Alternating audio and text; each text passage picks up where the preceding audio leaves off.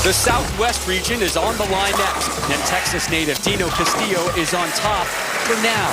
Veteran Brad Angelo seeks to finish a frustrating season strong, and two-handed sensation Jason Belmonte has his eye on a second career title. A berth in the Final Six is next. Jack Jurek, your first winner of the day here at the Lucas Oil Dick Weber PBA playoffs, handily taking care of Wes Malott and Bill O'Neill in the Midwest Region Championship. And time now for the introduction of our three Southwest regional finalists. Former Team USA member, runner-up in the 2010 Japan Cup with one regional title, Dino Castillo. The 2008 World 10-Pin Bowler of the Year with one career PBA Tour title, Jason Belmonte. 2002-03 PBA Rookie of the Year, one career PBA Tour title for Brad Angelo.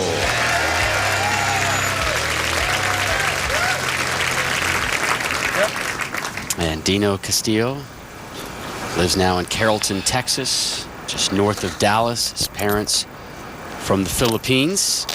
And Dino and his lovely wife, Leanna, just recently welcomed in, not their first, not their second, but their third boy.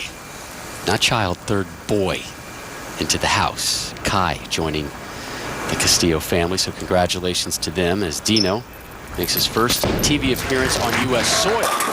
And he starts it off right with the strike. That's for sure. Made a Japan Cup appearance in 2010, finishing second. Now Brad Angelo, the veteran of this bunch at 41 years old. This is 9th year on the tour. One PBA Tour title on his resume. Won the Pepsi Viper Championship in Omaha back in early November of '08.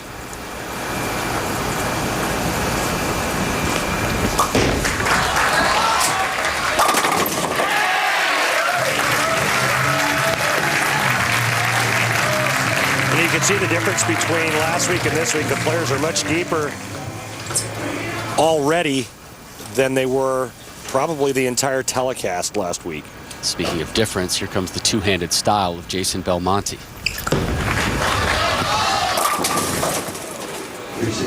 And I watched the three players in practice, and it looked like Jason had the better ball reaction of the three. And doesn't that figure, because the first shot he goes through the nose, the other two struck. So just goes to show you how much I know. Well, we saw in match number one, we thought Bill O'Neill was pretty well dialed in, and then boom, when the lights came on, big trouble for the #1 seed Bill O'Neill. Jason Belmonte, your #1 seed in the Southwest, as we take a look at what Dino is rolling with today.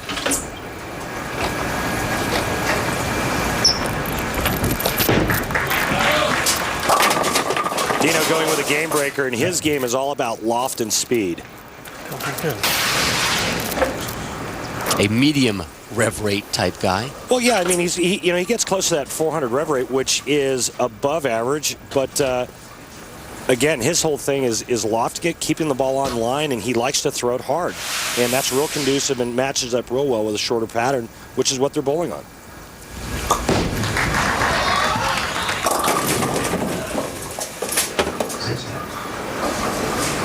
That one high for Angelo. Castillo steps up. Takes down the 7. So strike spare for Dino. Angelo going after the 6-10 spare. Covers that one. Belmonte moves to the right lane in this 3-man Southwest Regional Final.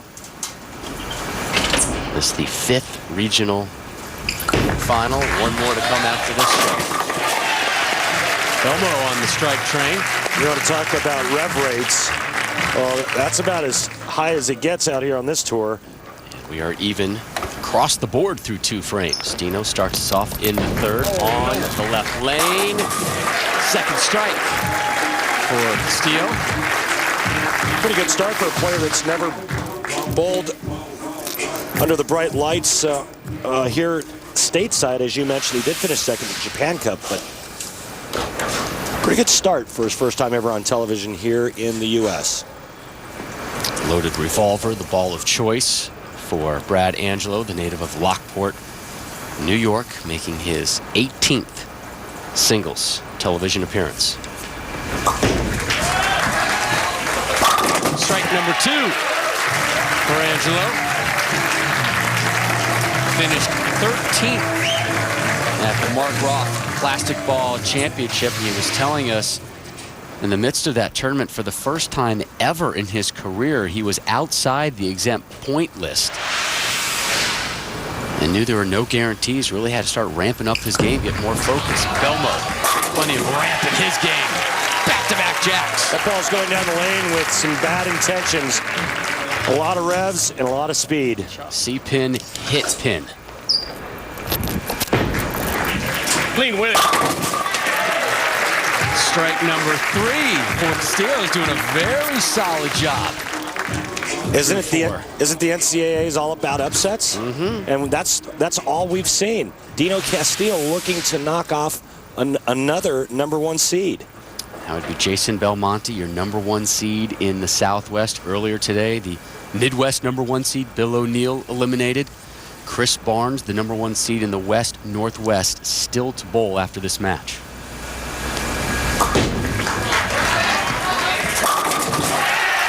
And a strike for Angelo. And we go down lane side, Jason Belmonte. Jason, after that opening spare, 2 strikes, what have you seen in the lanes change so far? Mate, for me, it was just little nerves, overamped, and forgot what I was looking at. So it's a good thing I remembered the last 2 shots. So hopefully I remember this one. So what are you looking at then? Don't ask me that because I still really don't know. I'm just lying. I really don't know what I'm doing. We appreciate his honesty. Thank you, Jason. And Belmo stepping up in the 4th. He's a guy who, on our side of the business, gets television. He understands it. Always a great quote. Always a good guy to talk to about what's been going on. 3 in a row for Belmo. Well, not only is he a gifted athlete, but he's got quite the wit. He's a very entertaining guy off the lanes as well, and just a joy to be around. Now, Dino Castillo, I got to be honest, really impressed with this start. Strike spare, and then a double. Here he is in the 5th. Oh my goodness. Oh my goodness, but that's a great oh my goodness. Exactly, and it was just a little quick, a little fast, and just a hair right, and he knew it as soon as it left his hand. Very Jack Jurek so far in the sense that he's not getting himself in trouble. He's waiting for somebody else to make a mistake, and then after patting him on the back, he whiffs on the single pin spare. He cannot have things like that happen. First open frame here of our Southwest Regional Championship match. You know, in a regular singles match, sometimes you can rebound from an open frame and still win a match, but now he's got to be 2 players. So at this point in this tournament, missing single pin spares, unforgivable.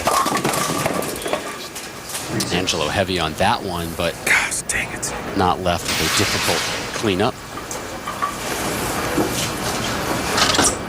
This ball grabs a little sooner than he would like, goes through the nose, but only leaving the 3-6. That's the good news. The bad news is he was working on a double, and Belmonte's on a 3-bagger.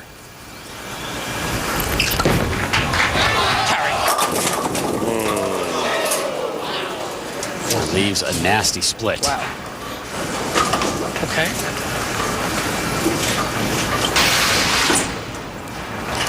And you can see that Jason thought he threw a pretty good shot there, only to have it go through the nose. And when you're Jason Belmonte and you have that high a rev rate, the oil pattern tends to get beat up pretty quick. And he needs to obviously stay 1 step ahead of the changes in the oil pattern. Angelo takes care of the 3-6. Belmo, open frame. So Angelo, the only one without an open frame through 5. The Southwest concludes when ESPN's coverage of the Lucas Oil PBA Dick Weber playoffs returns to Indianapolis.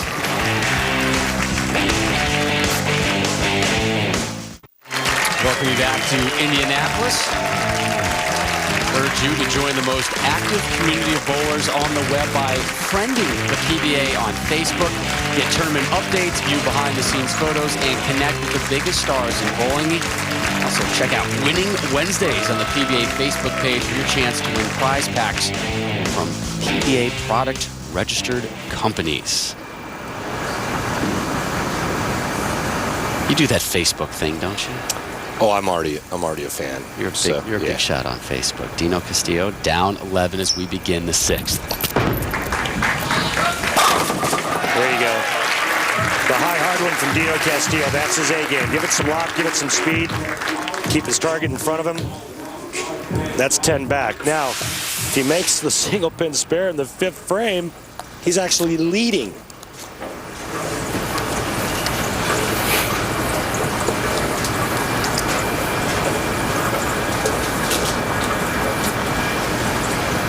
And Angelo steps away, shoots a little look over at Belmonte.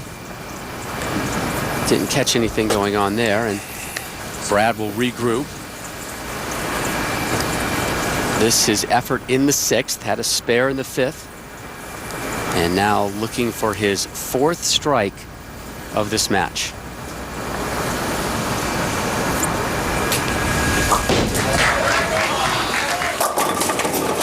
Come on, Chase. Come on. You didn't do anything? You're not crippling the stupid bottle? Dude, It's the 3rd time you've done it. Jeez. No better than that. So the noise from a Belmonte bottle is what triggered Angelo to step back originally before his opening shot in this frame, and they continue to discuss. Angelo for the spare.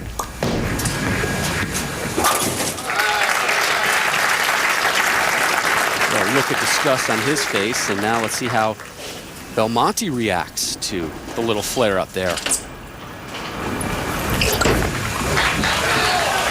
No problems for Belmo with the big strike. I really didn't mean to do it. Of course not. Jason and Brad continue their conversation. Sounded like Belmo apologizing, and they give way now to Dino Castillo, who trails both of them by 9 pins.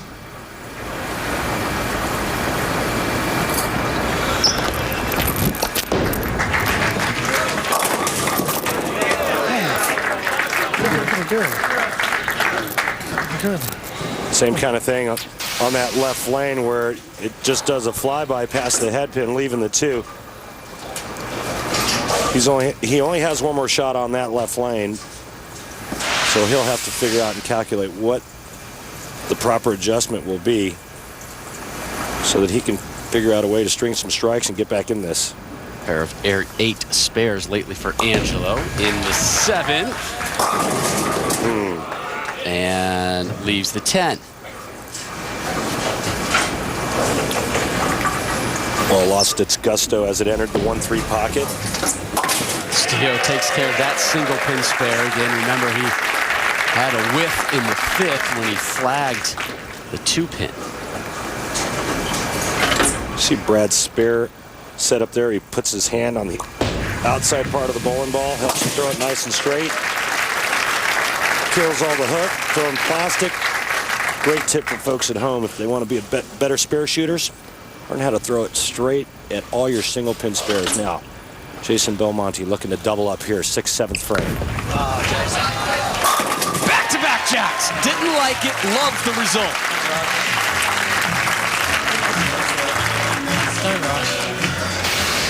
So your number 1 seed in the Southwest, now with 5 strikes. I think he thought that ball was going to go high. Good rebound after that open frame in the 5th from Belmonte. Dino starts us off in the 8th, coming off a spare. Through the nose. That was his good lane, and he's lost that now. He's left himself with the toughest spare out here on tour for a right-hander, the 3-6-9-10. because of that back pin, the 9-pin.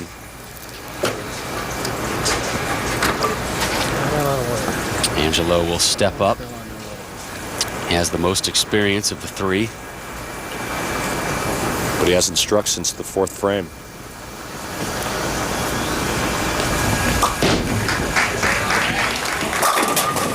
And that streak continues.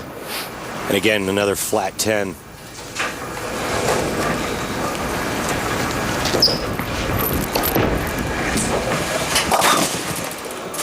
Second open frame for Dino. Things slipping away Not very good. from Dino. Not very good.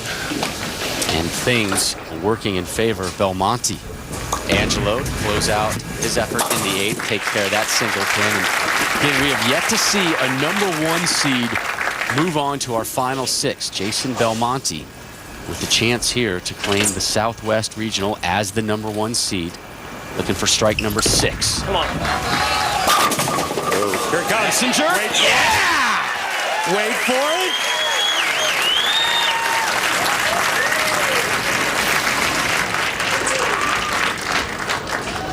Well, ever since Angelo and Belmonte had that conversation, it has been nothing but strikes for Belmonte and nothing but spares for Angelo.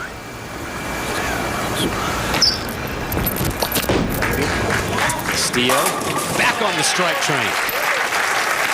Dino's a real likable guy as well out here. He's got a great personality and known Dino for many years. And Such an upbeat guy. he's just a great guy. But he is down 44 to Belmo. Angelo with 3 strikes in the first 4 frames, but a quad's worth of spares since.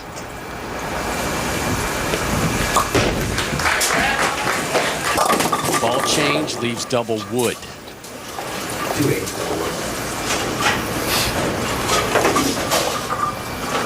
Jason Belmonte could all but lock it up with a strike right here. He's in the 220s. This will put him in the 230s. The highest Brad Angelo can shoot if he converts is 212. Look out. Oh my. Jason. 4, 6, 7. Leaned 4, right back into 6. that. And the door just 7? swings wide open.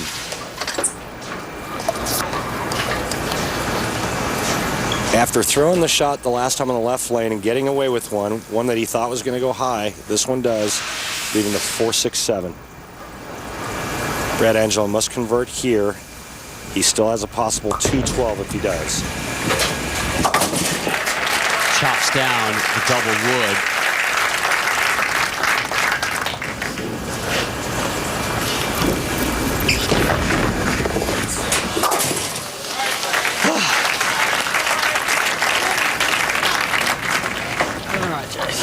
So Belmo with his second open frame, and it comes in the foundation frame.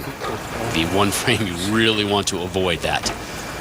Dino Castillo's not out of it. He can strike out for 202. Brad Angelo is going at a 202 clip, and Jason Belmonte needs to mark Oh, all the spots. to You gotta shoot throw it. You gotta throw it 210. there. But Don't want to throw it never there. mind. All right, so Dino Castillo is going to be in the 180s. He's out.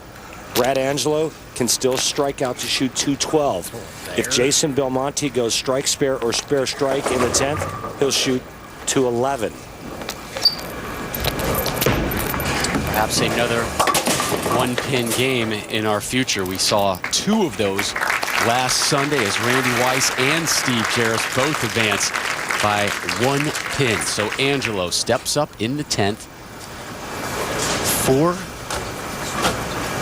5 consecutive spares for Angelo, yet he is still in this one. He is, and very much so.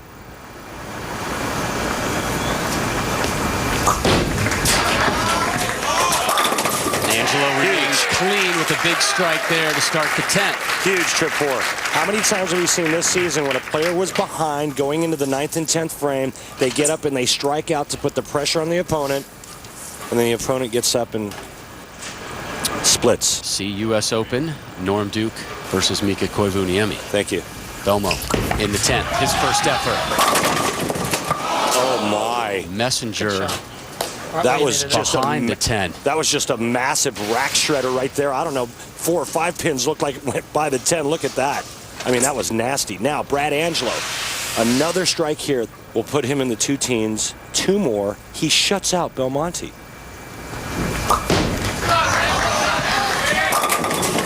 Another soft 10. Belmonte needs to make the 10 pin and keep the ball on the lane. He's got to make this. Single pin spares, no gimme this season in the PBA. Oh no. Got it. Didn't like it at all. Did not like the approach, the landing, but Belmo able to take care of it. That was just crazy stuff. It looked like he dead stuck. He could have gone head first. Angelo, after the 10, takes care of it. So Brad Angelo in the books with a 202. Belmonte needs 2 pins. He'll take 10. And the #1 seed moves on.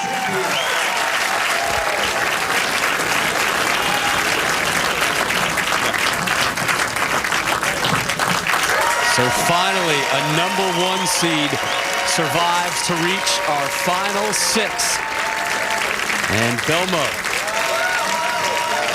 will make it official. Signs the board, and the Southwest region is yours. Up next, our final region. Chris Barnes, your #1 seed in the West, Northwest, getting set to take on Eleni and Alani.